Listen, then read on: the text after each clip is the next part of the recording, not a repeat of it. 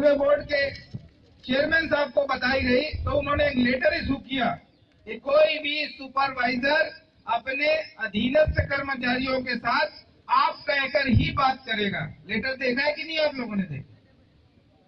तो ये आपकी यूनिटी और संगठन का एक बहुत अच्छा उदाहरण मिलता है। सम्मान में बढ़ोतरी हुई।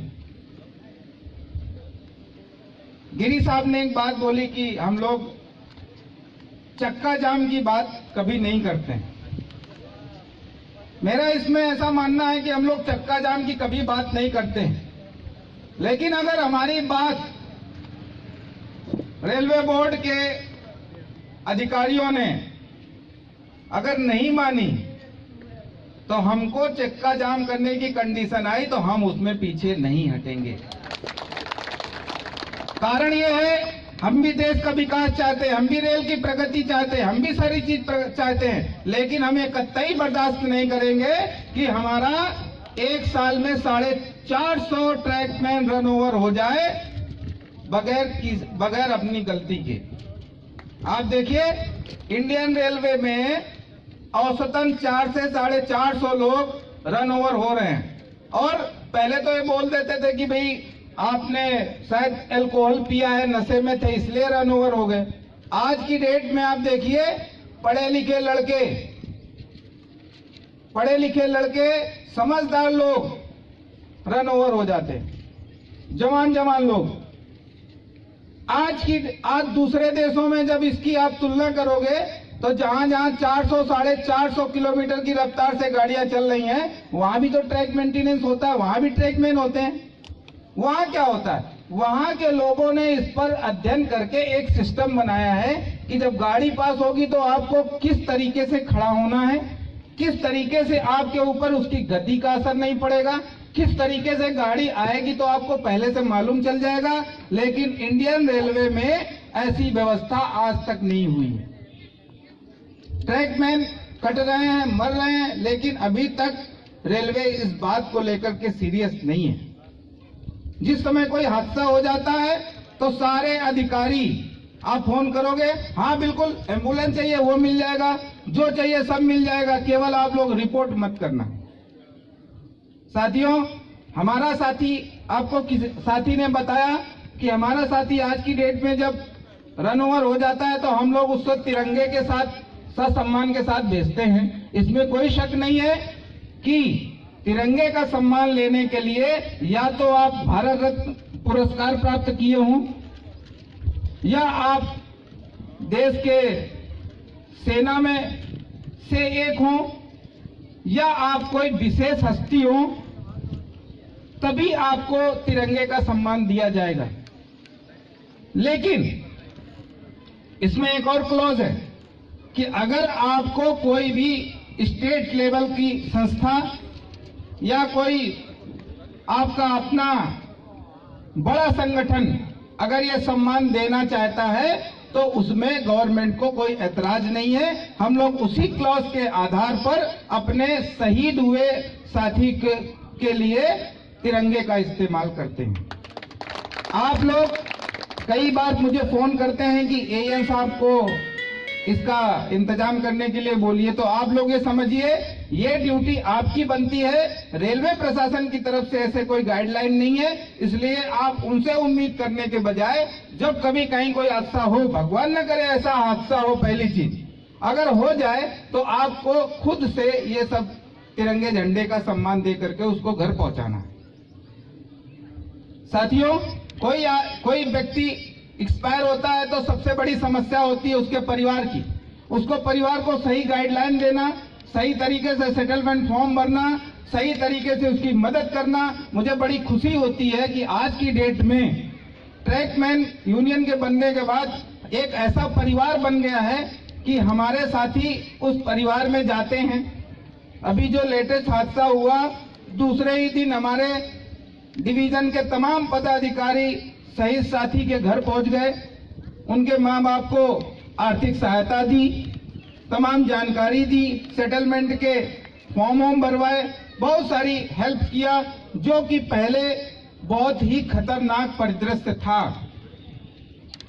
जब हम लोगों ने देखा था कोई आदमी शहीद हो जाता था तो उसके घर के परिवार के लोगों के साथ लोग किस तरीके से जिनको जिम्मेदारी दी गई थी वो व्यवहार करते थे, ना सही गाइडलाइन दी जाती थी, जाने कितना पैसा मांगा जाता था, जाने कितना उनका शोषण होता था। उन तमाम चीजों से हमारे आज इस संस्था के बनने के बाद हम लोगों को मुक्ति मिली है। साथियों, एक और बात बताऊं आपको, कुछ दिन पहले बिरावल में हम गए थे, यहीं पर मीटिंग हुई थी, तो बिरावल में फिक्सेशन का एक प्रॉब्लम था। 7th पे कमीशन में जो फिक्सेशन का ऑप्शन का फॉर्म आया था उसको भर के देना था, लेकिन कुछ टेक्निकल चीज थी इसलिए लोगों को समझ में आई या किसी ने गड़बड़ किया। कुल मिलाकर के हमारे 40 से 45 साथियों का फिक्सेशन गलत हो गया था, जिसकी वजह से उनका 600-700 रुपए पर मंथ का नुकसान हो रहा था। ऐसे ही कुछ था ना, 600 रुपए का नुकसान हो रहा था। तो साथियों ने इस समस्या को जब हमसे बताया तो हमने उनसे वादा किया था कि भाई आपकी इस समस्या को हल करवाना हमारी संस्था की सबसे बड़ी ड्यूटी है, और उस काम को हमने लिया था। उसमें लेटर लिखा था कि साहब इस तरीके की समस्या हो गई थी और इनको ये चैलेंज कर दिया गया था इनके बाबूजी की तरफ से या किसी की तरफ से कि ये आपका रिवाइज नहीं होगा। लेकिन रेलवे बोर्ड ने अपने लेटर के आधार पर, अपनी रिक्वेस्ट के आधार पर, अपनी वार्ता के आधार पर फिर से रिवाइज ऑप्शन देने के लिए एक ऑर्डर इशू किया। रिवाइज होता है, आगे की कोई भी प्रॉब्लम हो सर का नंबर अभी हम दिलवा देंगे, ये यहीं पर है। ऐसो आप लोग किसी का भी कोई फिक्सेशन का कोई दिक्कत आज की डेट में नहीं होगा। और मैं वादा करता हूं कि जो मैंने वादा आपको बिरावल में किया था, एक एक आदमी का ऑप्शन वापस लिया जाएगा और उसका फिक्सेशन उसको किसमें फायदा होगा उसके हिसाब से उसका लगेगा। और जब से उसका नुकसान हो रहा है तब से मैं आपको एरियर भी दिलवाऊंगा। एरियर की बात को ज्यादा गंभीरता से मत लेना, ठीक है? हाँ, कुल मिलाकर के मेन चीज जो है, हाँ अभी 40 साल, ये आजीवन आपकी NIP हो गई थी कि जब तक आप नौकरी करेंगे आप 600-700 रुपए आपको कमी मिलेगा। तो वो समस्या आपकी इस तरीके से हल हो जाएगी।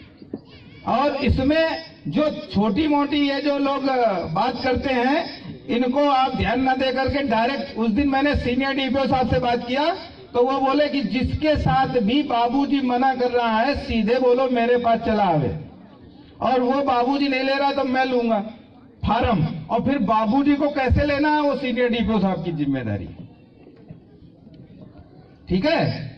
इसलिए आप लोग इस चीज को समझ लें कि आपका ऑप्शन का फॉर्म वापस लिया जाएगा और कोई इसके लिए मना नहीं करेगा।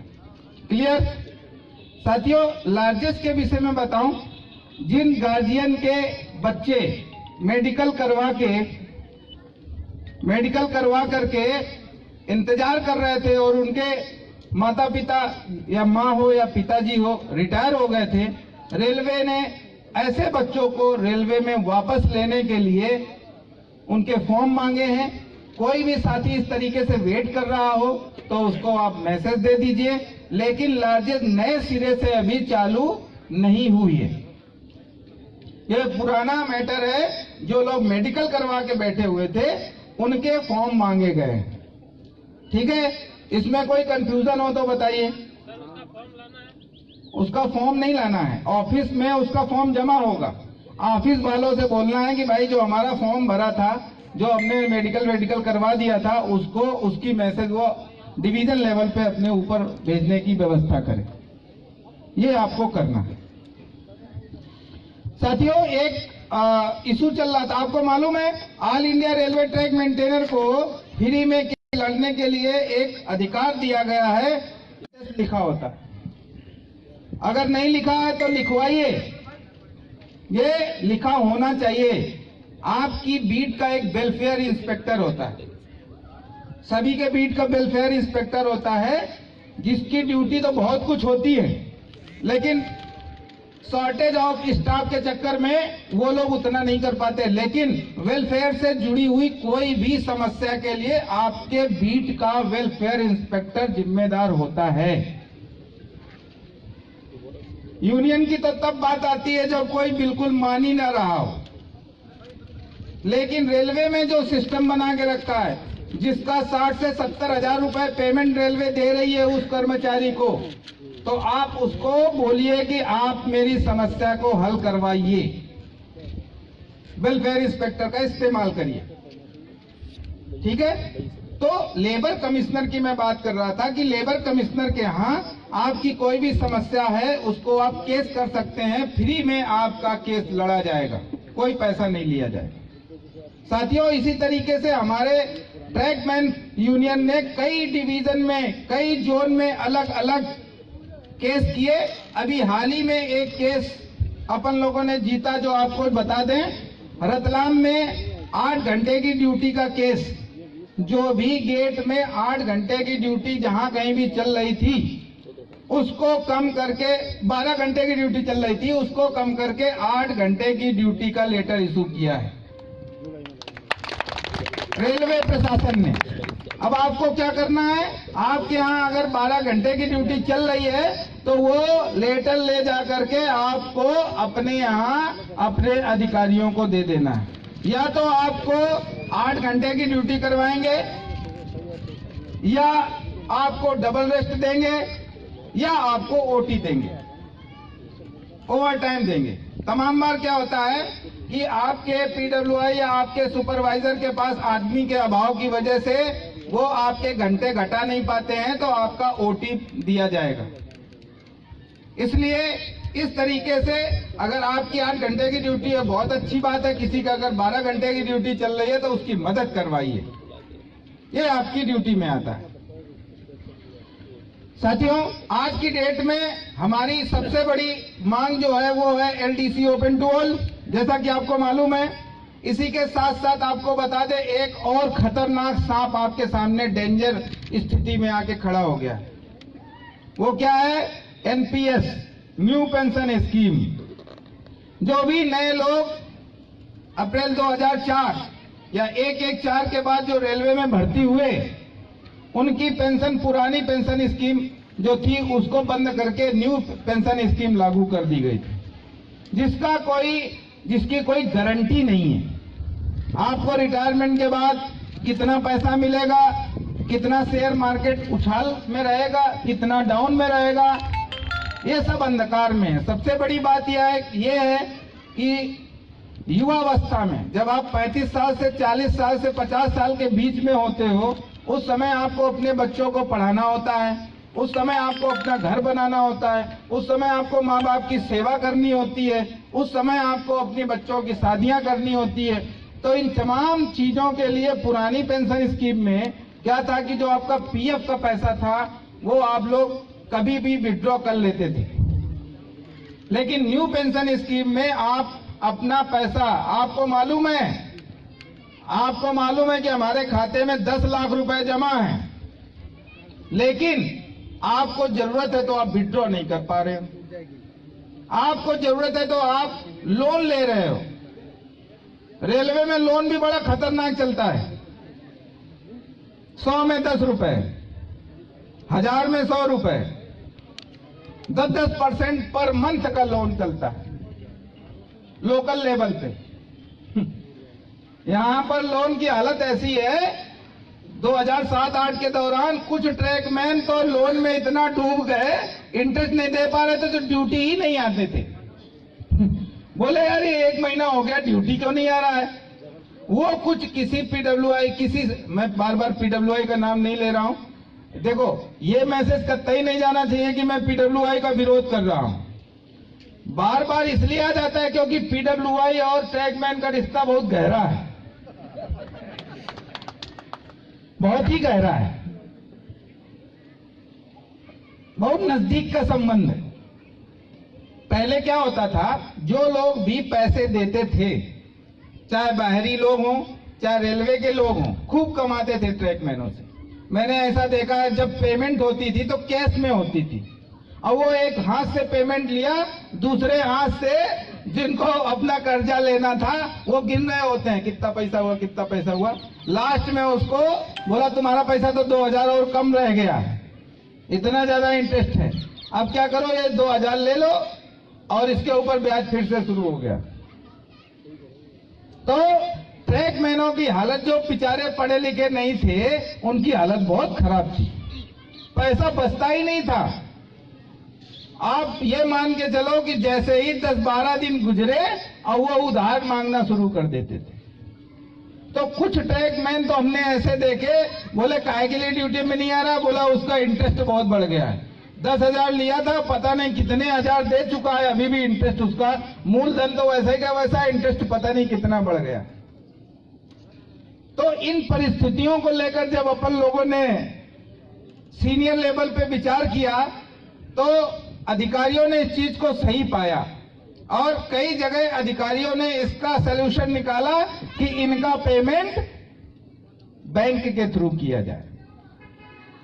दोनों यूनियन ने जमकर विरोध किया, संयुक्त। आपको बताएं, दोनों यूनियन भले ही एक दूसरे को पानी पी पी गाली देती हूं, लेकिन अभी WRTA से टकराने की बात आ जाती तो दोनों एक हो जाते, दोनों मिल करके विरोध करते हैं।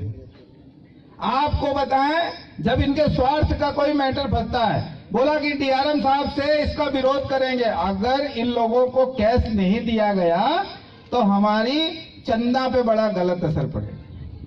इनको आपके कैरियर, आपके जीवन, आपके आर्थिक स्थिति से कोई लेना देना नहीं है। ये वो कसाई हैं जिनके अंदर कोई सेंसिटिविटी नहीं है, बहुत नजदीक से देखा है हमने। और इन लोगों ने जमकर विरोध किया कि ट्रैकमैनों का पेमेंट बैंक के थ्रू नहीं होना चाहिए, लेकिन प्रशासन ने इनकी बात को न मानते हुए ट्रैकमैनों का या सभी कर्मचारियों का, रेलवे में जो ग्रुप डी कर्मचारी थे, निचले स्तर के कर्मचारी थे, नीचे से लगा करके ग्रुप सी और डी सभी का पेमेंट बैंक के थ्रू होने लगा। और आप देखिए आज की डेट में जो अनपढ़ आदमी बेचारा 1000 रुपए नहीं बचा पाता था, आज उसके खाते में लाखों रुपए स्टोर हो गए। आज वो अपनी पेमेंट को आराम से बचा पाता। लेकिन इन लोगों ने देखा कि जब हमको पैसा नहीं मिल रहा तो चंदा का क्या करें, तो इन लोगों ने एक सिस्टम चालू किया कि साइन करवाओ और पैसा काट लो।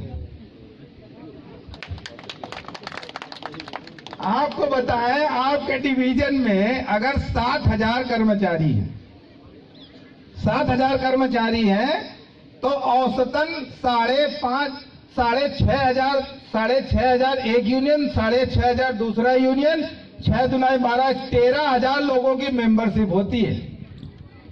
7,000 के सामने 13,000, जबकि यूनियन का एक नियम है कि एक आदमी एक ही यूनियन में अपना मेंबरशिप देगा।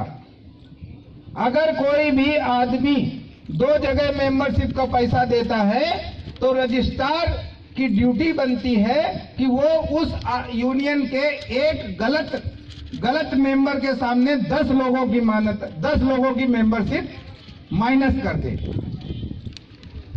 आपको बताएं, ये डुअल मेंबरशिप का जो खेल है ये कतई एक्सेप्ट नहीं है सिस्टम के हिसाब से। अगर एक आदमी यूनियन को भी चंदा दे रहा है, वही आदमी मजदूर संघ को भी चंदा दे रहा है, तो ये कतई हर तरीके से गलत है। और इसको रोकथाम के लिए जिस रजिस्ट्रार ने इनको रजिस्ट्रेशन दिया है उसको ये ड्यूटी दी जाती है कि वो ऐसे मेंबरशिप की लिस्ट मंगाए और ये देखे कि 7,000 लोगों का कैडर है तो 13,000 लोग कहां से आ गए।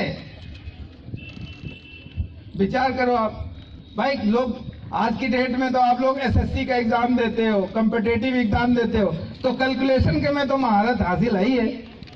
अवसर नहीं मिल रहा इसलिए बारी मार रहे हो, एक अलग बात है, लेकिन आप मूर्ख नहीं है, ये सत्य है। आप पढ़े लिखे हैं, मैथ का कैलकुलेशन बहुत आसानी से कर सकते हैं कि 7,000 लोगों के कैडर में 13,000 लोग कहां से पैदा हो गए। लेकिन अब होता क्या है पैसे से तमाम चीजें चलती रहती हैं। रजिस्ट्रार ऑफिस में भी अपना कैसे उनको शांत रखना है वो सब उनका व्यवस्था हो जाती है। तो अब आपको ये देखना है कि खेल कैसे चलता है।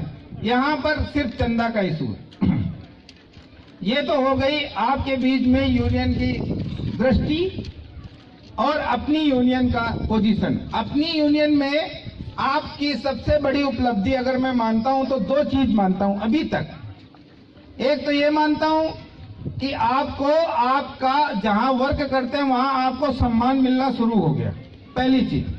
और दूसरी चीज, आप लोगों ने अपनी ताकत के दम पर रेलवे को यह मना दिया कि ट्रैकमैन वाकई में हार्ड ड्यूटी करता है और भले ही चाहे 1 रुपए मिले, लेकिन हम अपने साथी के सामने 2700 रुपए ज्यादा लेने का काम कर रहे हैं। ये आपकी ताकत की वजह से हुआ। हम लोगों ने बड़े बड़े बैनर लगवाए थे, पोस्टर लगवाए थे कि AIRTU ने करवाया, WRTA ने करवाया, तो किसी ने मना नहीं किया। क्योंकि हम अगला प्रश्न ये पूछते कि अगर आप लोगों ने करवाया है तो मुझे बताएं कि आपने लेटर कब लिखा, किससे डिस्कस किया, क्या डिस्कस किया, क्या आइटम लिया। लेकिन वो सब आप झूठ बोलोगे तो कितना बोलोगे। इसलिए किसी ने, ये लोग इनसे पूछो तो हाँ बोले यार ये तो आप लोगों का ही काम है। आप लोग ये समझो जब हमारे पास चुनाव की ताकत नहीं है, आपकी यूनिटी, किसी ने बोला था, हमने कहा कि भाई हम DRM साहब का घेराव करना चाहते हैं बड़ोदरा में, तो लेटर निकाल दिया कि भाई आप लोग रजिस्टर्ड ट्रेड यूनियन तो है लेकिन मान्यता प्राप्त ट्रेड यूनियन नहीं है, इसलिए कोई भी ट्रैकमैन अगर आया मीटिंग में तो उसके खिलाफ एक्शन लिया जाएगा। तो वो लेटर हमारे हाथ लगा तो मैं पहुंच गया प्रशासन के पास। हमने कहा सर ये आपने कैसे लिख दिया, एक्शन लिया जाएगा। तो उसने कहा कि ये किसको लिखा है, हमने कहा PWIO को, CPWIO को। तो बोला तो बस आपको थोड़ी ना लिखा है, आपको थोड़ी ना लिखा है, अब हम अंदर किसी को कुछ भी लिखें, आप अपना काम करिए। तो हमने कहा ठीक है, बात खत्म हो गई। फिर सीनियर DPO साहब अपना बड़ा फेवर करते थे, तमाम अधिकारी अपना फेवर करते हैं, मालूम है क्यों? क्योंकि यूनियन वाले इनकी ऐसी तैसी करते तो ये सोचते हैं कि ये ट्रैकमैन यूनियन खड़ी हो जाए तो इनकी थोड़ी यहाँ भी बड़ी राजनीति चलती है। आपका अधिकारी क्यों, आज की डेट में देखो, अभी ये अवनीश भाई बैठे हैं, ये DRM साहब से बोलने गए कि साहब एक मीटिंग कर रहे हैं, आपको हम बुलाना चाहते हैं। तो बोले ठीक है मैं जरूर आऊंगा। मतलब एक ही झटके में तैयार हो गए। क्यों तैयार हो गए भाई? कारण क्या है? कारण ये है अधिकारी भी चाहता है कि ट्रैकमैन वाकई में उपेक्षित है और इसको सपोर्ट देना जरूरी है। नंबर 1 ये, और दूसरा कारण ये है कि आप लोगों की जो यूनियन है, उसका संदेश अधिकारियों के बीच में बहुत सही जा रहा है। बीच में कुछ गड़बड़ाया था, लोग ये बोलने लगे थे, दोनों यूनियन लोगों ने ये बोला था, लेटर लिखे थे कि ये ट्रैकमैन है, नेतागिरी करते हैं, कोरी नेतागिरी करते हैं। एक तो पढ़े लिखे हैं, काम है थोड़ा सा मिट्टी वाला, इसलिए इनको हीन भावना समझ में आती है, इसलिए ये लोग काम नहीं करना चाहते, इसलिए ये लोग नेतागिरी करते हैं। जबकि सच्चाई बताएं आपको, मैंने कहा एक बार PC साहब से अवनीश जी की बात चल रही थी, तो उन्होंने कहा आप लोग तो PWIO का विरोध करते हो। तो इन्होंने कहा सर मैं आपके सामने मेमोरेंडम लेकर आया हूं, इसमें 22 मांग है, इसमें एक भी मांग में आप बताइए कि मैंने किसी PWI का नाम लिखा हो या ये कहा हो कि हम PWI का विरोध करते हैं। हम तो अपनी जायज मांग के लिए लड़ रहे हैं, हमारी किसी से कोई लड़ाई नहीं है। हमारी लड़ाई है रेलवे की सिस्टम से, हमारी लड़ाई इस चीज से है कि आप हमको अवसर की समानता, क्या आप बताएं, हमको TT बनना है, TC बनना है, स्टेशन मास्टर बनना है, तो क्या PWI बना देगा क्या? है कौन बनाएगा? रेलवे की नीतियां बनाएंगी ना। तो हमको तो लड़ना है नीतियों से। हम ऐसे आदमी से क्यों लड़े? पता लगा कि पूरा पहाड़ खोदा और चुहिया निकली तो फायदा क्या? पहाड़ खोदे तो कुछ निकलना चाहिए, उसके लिए हमको लड़ना है रेलवे बोर्ड से। और हमारी लड़ाई केवल और केवल रेलवे बोर्ड से। हम अपनी यूनियन इसलिए नहीं बनाए कि हमको सीआर नहीं मिल रहा है, छुट्टी नहीं मिल रही, ये तो हमारा रेलवे में बनाई गई गलत नीतियां, और वो मुझे कैसे मालूम चली। आपको एक एग्जांपल बताता हूं। जब हम हार्ड ड्यूटी अलाउंस की मांग कर रहे थे तो हमको रेल राज्य मंत्री जी ने पूछा कि भाई ट्रैकमैन कौन सा हार्ड वर्क करता है। तो हमने कहा सर अरे बहुत सारा हार्ड वर्क है सर, कितना गिनाए, बहुत हार्ड वर्क। अरे बोले क्या गिनाओगे, जब हम लोग इंस्पेक्शन करते हैं तो तुम लोग पगड़ी बांधे खड़े रहते हो डंडा लिए, ये कौन सा हार्ड वर्क है। हमने बताया सर जब गाड़ी निकलती है उस समय तो हमको खड़ा ही होना पड़ेगा, उस समय पैकिंग मारेंगे तो हमारा क्या होगा।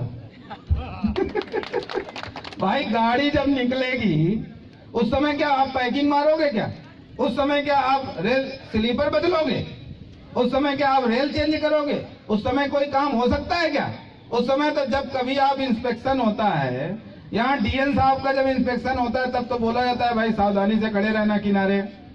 तो किसी रेल राज्य मंत्री का मान लो इंस्पेक्शन हो रहा हो तो ट्रैकमैन की क्या पोजीशन होती है, बढ़िया कपड़े पहन लो, जो जर्सी जर्सी जो लोग आप लोग यूनिफॉर्म मेंटेन रखना, आज तो आपका इंस्पेक्शन है और साइड में आपको पगड़ी बांध करके खड़ा रहना है। हमने कहा साहब वो तो एक बनावटी तस्वीर है जो कि हमको आपके निकलने के टाइम बताई जाती है, ऐसे खड़े रहना है। लेकिन अगर आपको हमारा हार्ड वर्क देखना है तो आप जो है किसी भी आदमी को 7 दिन हम जो काम करते हैं वो काम करने के लिए छोड़ दो। अगर वो ये बोले कि नहीं ये तो काम बहुत सिंपल है तो हमारी जो भी मांग है हम सर छोड़ देंगे।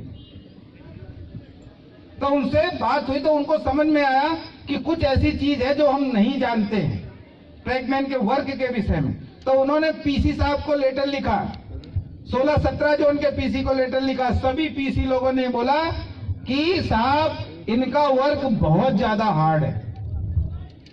तो इनको बोले हार्ड ड्यूटी अभी तक क्यों नहीं दी गई, बोले इनकी मांग रखने वाला आज तक कोई नहीं आया।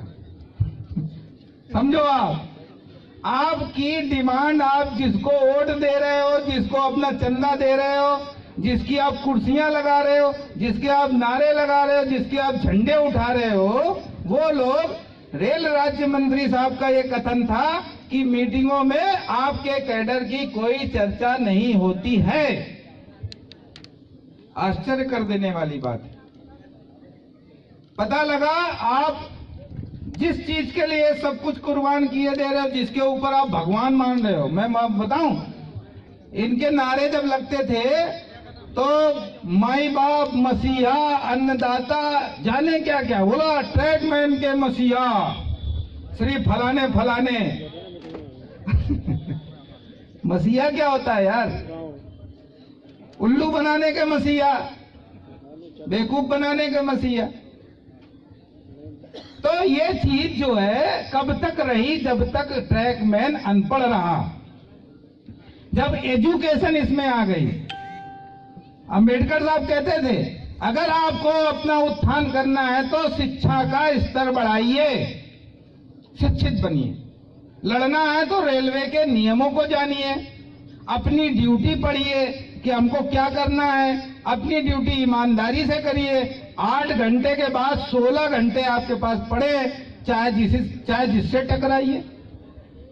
कोर्ट का सिस्टम है, तमाम माध्यम है, किससे आपको शिकायत करनी है, कैसे शिकायत करनी है, क्या सही है क्या गलत है। जब तक आप ये नहीं जानेंगे तब तक आप किसी से लड़ नहीं पाएंगे। इसलिए अपना अध्ययन करते रहिए, अपना ज्ञान बढ़ाते रहिए। कोई भी, जैसे आज गिरी साहब ने तमाम अच्छी बातें बताई, हमारे मीना साहब ने बड़ी अच्छी बातें बताई। जहां कहीं भी रेलवे के अनुभवी लोग जिन्होंने अपना पूरा जीवन रेलवे के समाज में कल्याण के लिए लगा दिया, बहुत कुछ सीखा। चाणक्य का कहना था कि अगर आप दूसरों की गलतियों से नहीं सीखोगे तो आपकी उम्र इतनी छोटी है कि आप कुछ भी नहीं सीख पाओगे। इसलिए कहीं भी कोई भी जीवन में सबसे बड़ा सहयोग किस चीज का होता है, जीवन में सबसे बड़ा सहयोग अगर किसी ने आपको सही विचारधारा दे दिया तो उससे बढ़कर सहयोग कुछ नहीं होता है। सही विचारधारा अगर आपको कोई सही ज्ञान दे दिया किसी ने तो उसका आप जीवन भर एहसान मानिए। इसीलिए गुरु जो पहले के होते थे आज के गुरु नहीं है। आज के गुरु तो गड़बड़ सड़बड़ है, लेकिन पहले जो वाकई में गुरु का वाकई में काम करते थे, ज्ञान देते थे। गुरु क्या होता है? जो भी व्यक्ति आपको कुछ अच्छी चीज सिखा दे जिससे कि आपका पूरा जीवन, अगर कोई आपको बताए, कोई आपको सही बात बता दे तो आपका पूरा जीवन चेंज हो सकता है, आपका पूरा लाइफ स्टाइल चेंज हो सकता है, आप बहुत कुछ कर सकते हो। इसलिए कोई भी समझदार बुद्धिमान आदमी मिले, लेकिन उसमें एक शर्त है। शर्त एक है, रामायण में एक दृश्य आता है जब रावण अंतिम समय में होते हैं तो भगवान राम जी का ये कहना होता है लक्ष्मण से कि देखो यार, ये पंडित आदमी था और योग्य आदमी था, भले इसके कर्म गड़बड़ थे इसलिए मारा मैंने, लेकिन इससे कुछ सीख के आओ। लक्ष्मण जी गए और उसके सर की तरफ बैठ गए। अरे बोले यार, इसको तो हराया, इससे क्या सीखना, भैया बोल रहे तो चले जाते हैं। गए तो रावण ने उनको कुछ नहीं बताया। ये जब वापस आए बोले क्या बताया? अरे बोले सर वो भैया कुछ बोल ही नहीं रहे, काफी देर तो बैठे रहे। तो बोले कि कैसे बैठे थे? वो समझ गए कि लक्ष्मण थोड़ा उग्र स्वभाव के थे। पूछा तो उन्होंने कहा कि ज्ञान लेने के लिए सबसे ज्यादा जरूरी चीज है आपके अंदर विनम्रता का होना। आप किसी के पास गए, आप उसको बोलने ही नहीं दे रहे हो, आप सोच रहे हो हम ही सबसे ज्यादा बुद्धिमान है।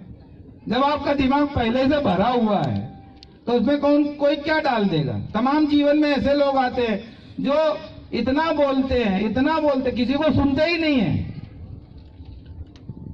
A good listener be a good speaker. अच्छा श्रोता ही अच्छा बोल सकता है। इसलिए कोई भी बात कोई बोले, अच्छी बात बोले, उसको गौर से सुनिए और विनम्रता से सुनिए, सम्मान दीजिए। आपको जीवन में बहुत कुछ सीखने को मिलेगा। साथियों, अब पॉइंट की बात, जिसके लिए मैं, सबसे बड़ा रीजन जिसके लिए मैं इस बार भावनगर मीटिंग में आया। साथियों, मैंने आज अपने SC/ST एसोसिएशन के पदाधिकारियों को बुलाया था। वो लोग आए, उन्होंने हमारा सम्मान रखा। और वैसे भी आपको बताएं, पोस्ट कोई मायने विशेष नहीं रखती है। विशेष मायने क्या रखता है? आदमी की संवेदना। आप किसी के पास गए छुट्टी लेने के लिए, बोले हमारी माता जी बीमार है सर, 1 हफ्ते की छुट्टी चाहिए। तो उसने छूटते ही कहा छुट्टी नहीं मिलेगी, फालतू का नाटक करते हो, तुम्हारी रोज माता जी बीमार रहती। तो क्या होता है कि संवेदनाएं अगर शून्य हो गई हैं तो फिर वो रिलेशन नहीं रहता। शंका की निगाह से आप हमेशा देखोगे तो वो गलत होता है। मीना साहब के विषय में मैंने जब सुना था, मैं क्यों प्रेरित हुआ इनसे, अच्छा लगा इनका स्वभाव मुझे। कई बार विनोद मीना जी ने बताया कि साहब का ऐसा स्वभाव है कि अकाउंट सेक्शन में है, इनको जब मालूम चल जाता है कि ये टीए बिल है, कुछ गड़बड़ियां है और ट्रैकमैनों का है, तो ये बाकी के लोगों का छोड़ देते हैं, पहले ट्रैकमैनों का बिल पास करवाते हैं। साथियों, ये जो चीज है ये इनसे मैंने कभी नहीं बोली, या हमारी आज मुलाकात पहली बार हुई है। ट्रैकमैनों के प्रति या अपने कामदार साथी के प्रति जो इनके मन में संवेदना है, जो दूसरे की पीड़ा से पीड़ित हो रहा है, जो महसूस कर रहा है, उस व्यक्तित्व को मैं नमन करता हूं। ऐसे हर उस व्यक्ति का मैं सम्मान करता हूं जो किसी की पीड़ा से दुखी होता है और उसकी हेल्प करने की भरपूर कोशिश करता है। चाहे हमारे साथी DRM मैडम से मिलने गए हों, या कोई समस्या को लेकर के ड्राफ्टिंग का मैटर रहा हो, या किसी भी समस्या को लेकर के लोग गए हों, तो मीना साहब ने अधिकतम अपनी मदद करी।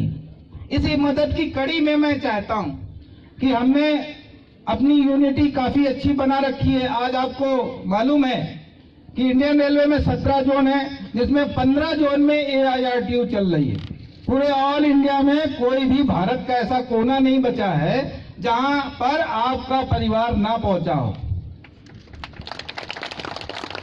अब कल हमारी एक कलकत्ता में मीटिंग है, मैं खुद जा रहा हूं, फिर पटना जा रहा हूं, फिर समस्तीपुर जा रहा हूं, फिर 30 तारीख को मुंबई मीटिंग करने जा रहा हूं।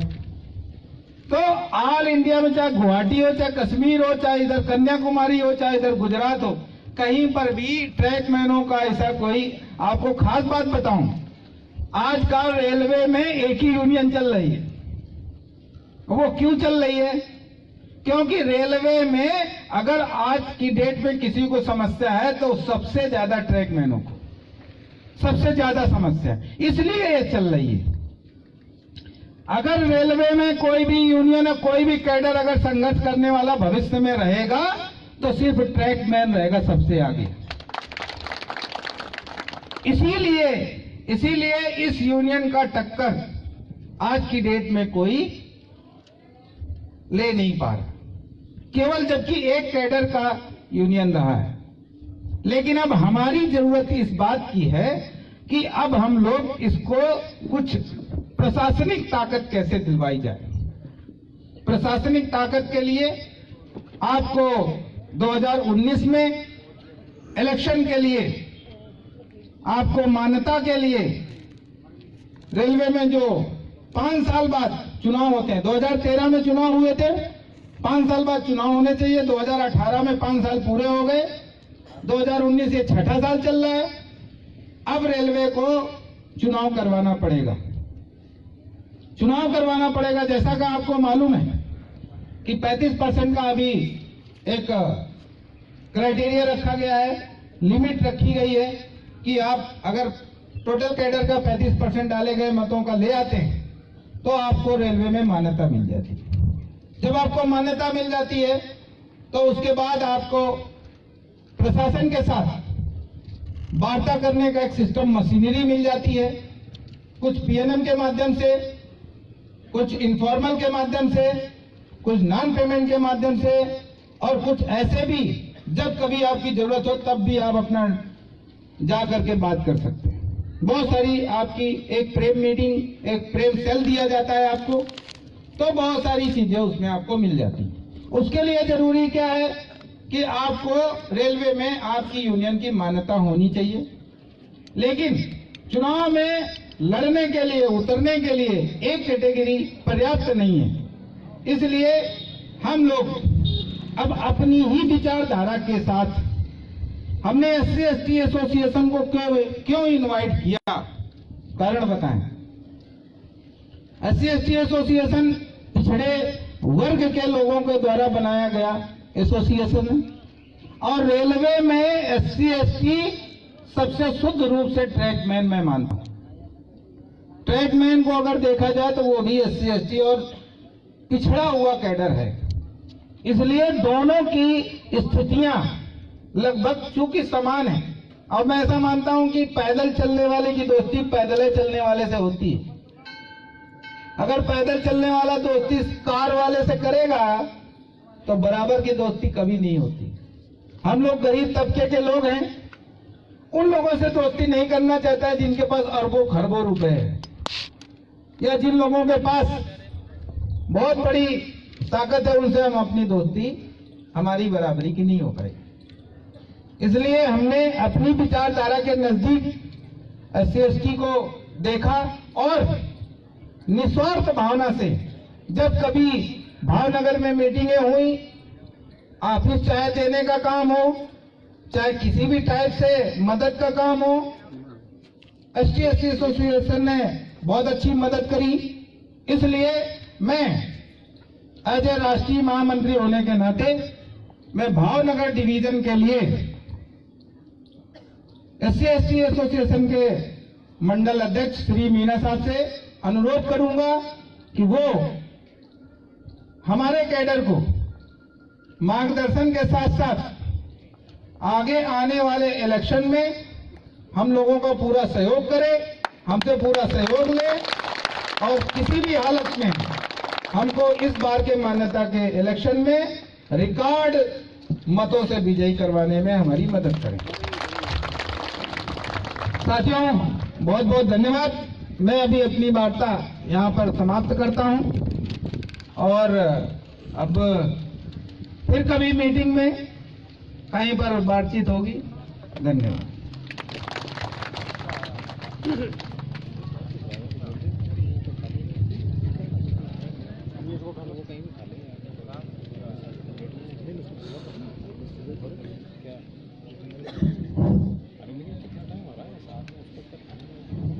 हमारे राष्ट्रीय महामंत्री जी ने बहुत सारी बातें हमें बताई और हमें उनके बताए हुए रास्ते पे भी चलना चाहिए ताकि आने वाले फ्यूचर में हमारे साथ जो समस्याएं आ रही है वो नहीं आए। अब मैं हमारे राष्ट्रीय सहायक महामंत्री श्री अविनाश जी से आग्रह करूंगा कि वो भी अपना वक्तव्य रखें।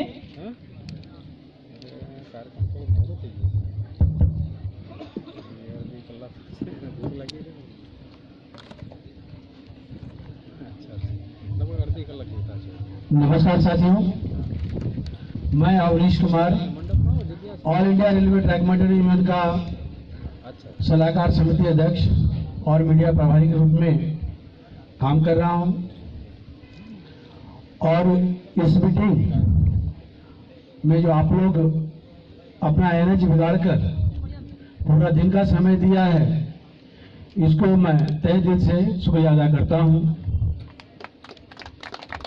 और मैं कुछ आगे बढ़ूं इससे पहले चाहता हूं कि हमारे भावनगर डिवीजन के ट्रैक मेंटेनेंस साथी जो कार्य के दौरान शहीद हो गए थे, स्वर्गीय मुकंदर सैनी जी, उसके लिए आप सभी खड़ा होकर 2 मिनट का मौन धारण करें।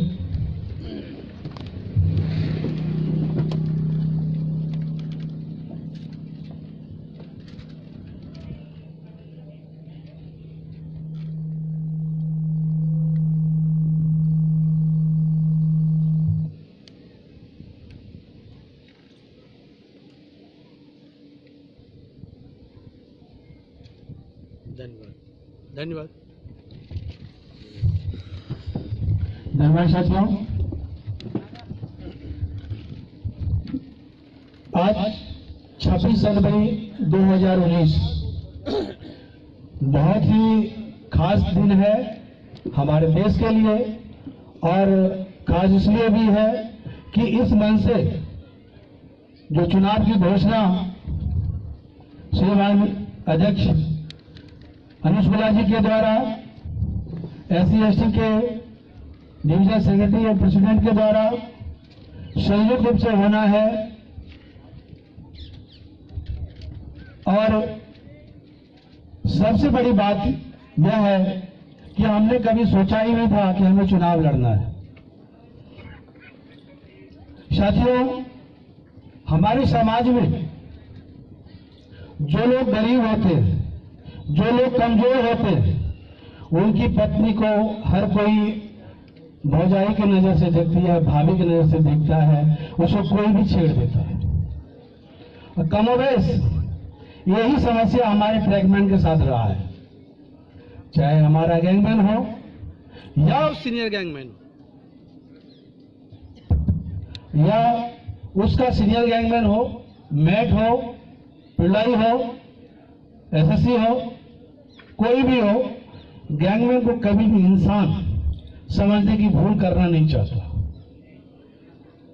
दिक्कत तब आ जाती है जब हमारा गैंगमैन जो ऑफिस में काम करता रहता है और दूसरा साथी ट्रैक पर से काम करके वापस ऑफिस में किसी काम से जाता है और थका हारा धूप से पहुंचता है, तो उससे पानी पूछने के बजाय, उसको बैठाकर उसकी हालत पूछने के बजाय उसे कटना शुरू कर देता है। कम से कम मानने के लिए तैयार नहीं होता है। यही भाई हमारा लाइन पे काम कर रहा है, जिसके बदौलत मैं ऑफिस में बैठकर पंखा के नीचे काम कर पा रहा हूं। साथियों, ये संवेदनहीनता जितनी जल्द आप खत्म कर लेंगे उतनी ही जल्दी इंसानियत की लाइन में खड़ा हो जाएंगे। आपको सबसे पहले एक अच्छा इंसान बनना होगा, एक अच्छा व्यक्ति बनना होगा, तभी समाज का एक अच्छा नेतृत्व करने वाला नेता बन सकते हैं। साथियों, 26 जनवरी 1950 हमारे देश में संविधान लागू किया गया। हमारा गणतंत्र दिवस, हमारा स्वतंत्र दिवस, जो देश का संविधान शुरू हुआ, उस संविधान में अनुच्छेद 14 से लेकर 18 तक इस बात का जिक्र किया गया कि देश के हर नागरिक को समानता का अधिकार है, चाहे वो किसी सरकारी संस्थान में काम कर रहा हो या समाज का किसी निचले वर्ग का क्यों ना हो, उनको समाज में समानता का अधिकार होगा। लेकिन आज मैं आप लोगों से पूछना चाहता हूं, क्या आपको रेलवे में समानता का अधिकार मिला है? नहीं मिला है।